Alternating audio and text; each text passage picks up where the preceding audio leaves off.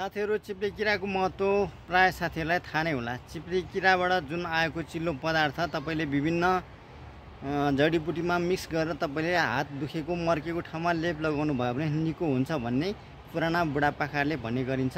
र आज म तपाईहरुलाई चिप्ले किरा कुन समयमा पाउँछ भन्ने बारे भन्न गइरहेको छु। चिप्ले किरा चाहिँ विशेष गरी बर्खायाममा पाउँथ्यो भने अहिले चाहिँ जाडो समयमा पनि हामीले आफ्नो बारीमा देख्न सक्छौं साथीहरु। म चिप्ले किराको यो सानो भिडियो बनाउन गइरहेको छु। यतिखेर बारीमा विभिन्न थरीका चिप्ले किराहरू देखा पर्छन् साथीहरु।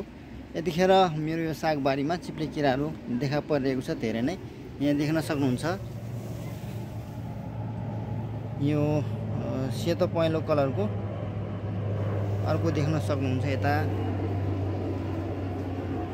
यहाँ देख्न सक्नुहुन्छ अलि सानो खालको, त्यसपछि यता अर्को रहेको छ।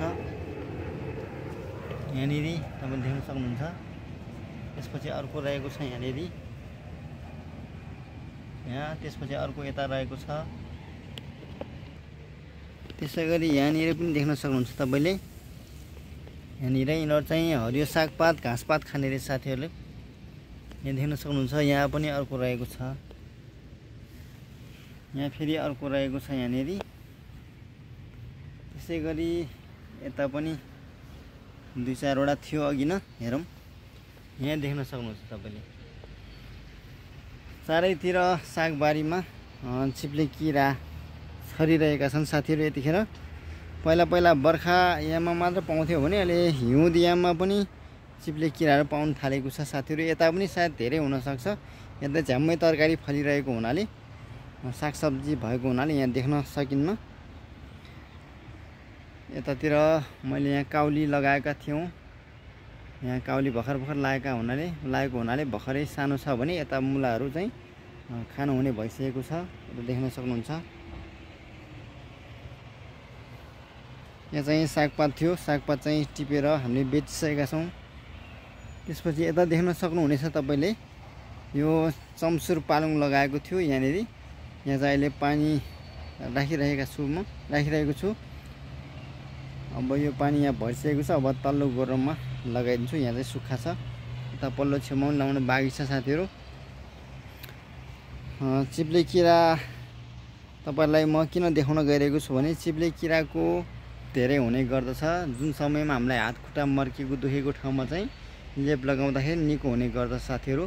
कतिपय साथीहरुलाई थाहा नहुन सक्छ हात खुट्टा मर्केको ठाउँमा चिप्ले किराले काम गर्छ गर्दैन भनेर।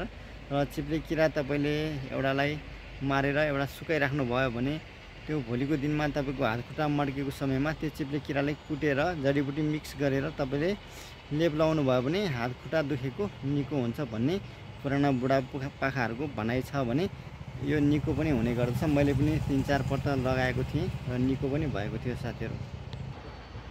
त्यसैगरी अन्य साथीहरुलाई चिप्ले किरा आवश्यक पर्ने हुन्छ भनेदेखि हात खुट्टा दुखेर मर्काई भइरहेको छ, हातहरु मर्किरहेको छ, दुखिरहेको छ भने तपाईले आफ्नो बारीमा गएर यो चिसो समयमा जाडो मौसममा चिप्ले किरा धेरै पाउने गर्दछ। त्यही भएर तपाईले आफ्नो बारीमा गएर पनि चिप्ले किरालाई खोज्न सक्नुहुनेछ साथीहरु।